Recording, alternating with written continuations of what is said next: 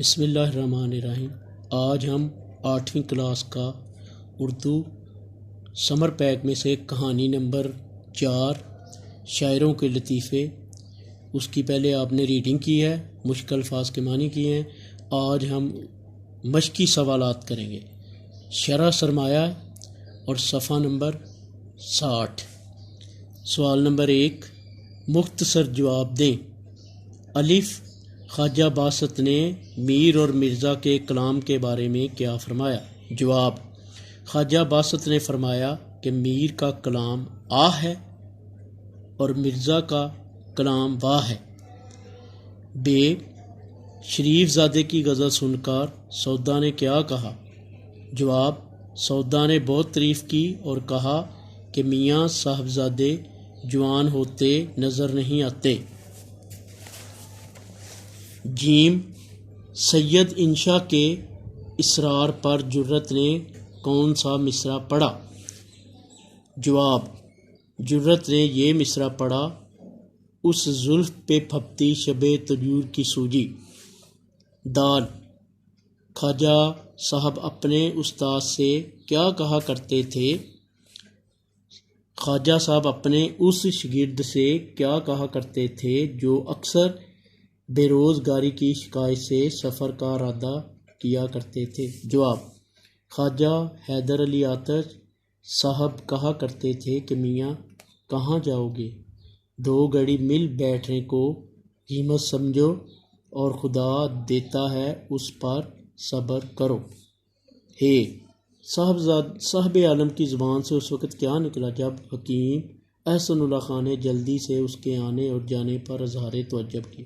جواب، صاحب عالم کی زبان سے وقت نکلا کہ اپنی خوشی سے آئے نہ اپنی خوشی چلے۔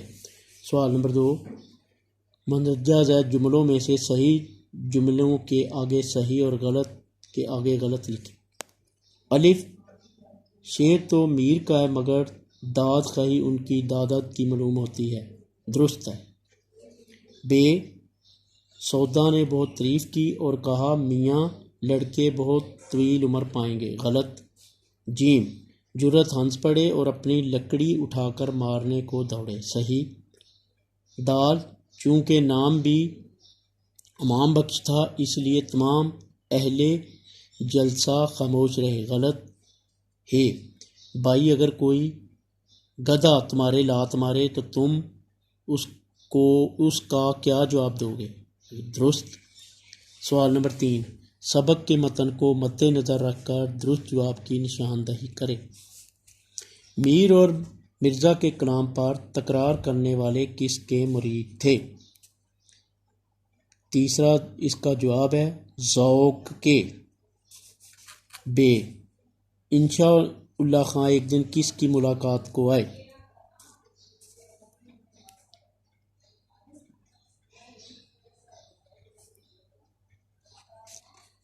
اس کا تیسرا جواب درست ہے، جرت کی۔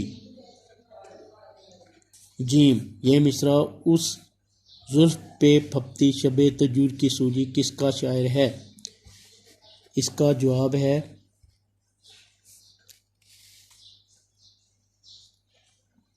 جرت کا، دوسرا اس کا جواب ہے۔ د، کتاب برہان کے مصنف کون سے ہیں؟ درست جواب ہے تیسرا، غالب۔ سوال نمبر 4، متن کو مد نظر رکھتے ہوئے مناسب لفظ کی مدد سے خالی جگہ پر کریں۔ ایک دن لکھنؤ میں ڈیش کے کلام پر 2 شخصوں نے تکرار میں طول کھینچا۔ ب، میر صاحب کا کلام ڈیش ہے، مرزا صاحب کا کلام ڈیش ہے۔ ج، گرامی کلام پر ڈیش بھی چونک پڑے۔ د، ڈیش نے کہا کہ ایک مصرع خیال میں آیا ہے۔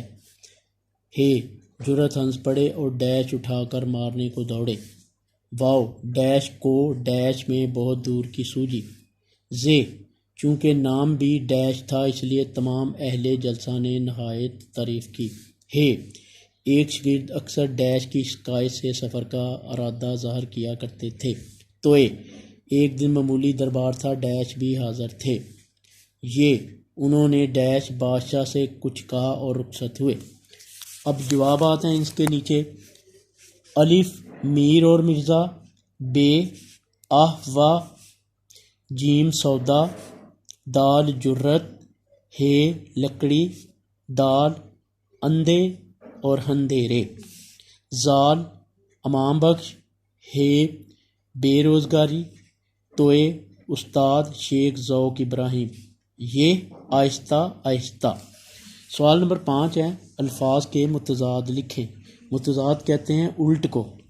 یہ اس نے دیے ہوئے کمال، طرفداری، گرمی، مطلع، خاص، بے روزگاری۔ اب ان کے متضاد لکھنے ہیں۔ الفاظ ہے پہلا کمال اور اس کا متضاد ہوگا زوال۔ دوسرا لفظ ہے طرفداری، اس کا متضاد ہوگا مخالف۔ تیسرا لفظ ہے گرمی اور اس کا متضاد ہے سردی۔ چوتھا لفظ ہے مطلع اور اس کا متضاد ہوگا مقطع۔ پانچواں لفظ ہے خاص اور اس کا متضاد ہوگا عام۔ اور آخری لفظ ہے بے روزگاری اور اس کا متضاد ہوگا روزگار۔ سوال نمبر 6، مذکر اور مؤنث الفاظ الگ الگ کریں۔ اب یہ دیے گئے اس نے کلام، تکرار، طول، آہ، قیامت، شور، چراغ، تعریف، قدرت، زلف، مصرع، مزاج، تسبیح، شکایت۔ وہ کہہ رہا ہے کہ یہ جو الفاظ مذکر دیے گئے ہیں اس کے اندر مؤنث بھی ہیں۔ مذکر کو علیحدہ کرنا ہے اور مؤنث کو علیحدہ کرنا ہے۔ جواب میں پہلے آپ لکھیں گے مذکر الفاظ، کلام، شور، مصرع، طول، مزاج، چراغ، یہ مذکر الفاظ ہو گئے۔ مؤنث الفاظ ہیں تسبیح، آہ، قیامت، قدرت، تکرار، شکایت، تعریف، زلف، یہ مؤنث الفاظ ہو گئے۔ یہ نیچے اعراب دیے ہوئے ہیں اس نے۔ سوال نمبر 8 ہے، مندرجہ ذیل واحد الفاظ کے جمع اور جمع کے واحد لکھیں۔ جو واحد ہوں گے ان کے جمع لکھنی ہے اور جو جمع ہیں ان کے واحد لکھنے ہیں۔ کمال، شعر، مشاعرہ، بیگمات، شخص، خدام، یہ الفاظ دیے گئے ہیں۔ اس میں سے جو واحد ہیں وہ واحد کے کالم میں ہم لکھیں گے اور جو جمع ہیں وہ جمع کے کالم میں لکھیں گے۔ واحد کمال، اس کی جمع ہوگی کمالات۔ مشاعرہ واحد ہے اور اس کے جمع ہوں گے مشاعرے۔ شخص واحد ہے اور جمع اشخاص۔ شعر واحد ہے اور جمع اشعار۔ بیگم واحد ہے اور بیگمات جمع ہے۔ خادم واحد ہے اور خدام جمع ہے۔ سوال نمبر 9 ہے، کالم الف میں دیے گئے الفاظ کو کالم بے کے متعلقہ الفاظ سے ملائیں۔ کالم الف میں الفاظ ہیں آہ، پھوپھیلے، ذرا، مرزا، جرت۔ کالم بیل میں ہے تک، سودا، انشا، واہ اور دل۔ اب کالم جیم میں جو اس کے متعلقہ ہیں وہ کدھر سے آپ نے ڈھونڈنے ہیں؟ کالم بے میں سے، اور کالم بے میں سے ڈھونڈ کر اس کو کالم جیم میں لکھ دینا۔ آہ کا ہوگا واہ، پھوپھیلے دل، ذرا تک، مرزا سودا، جرت انشا۔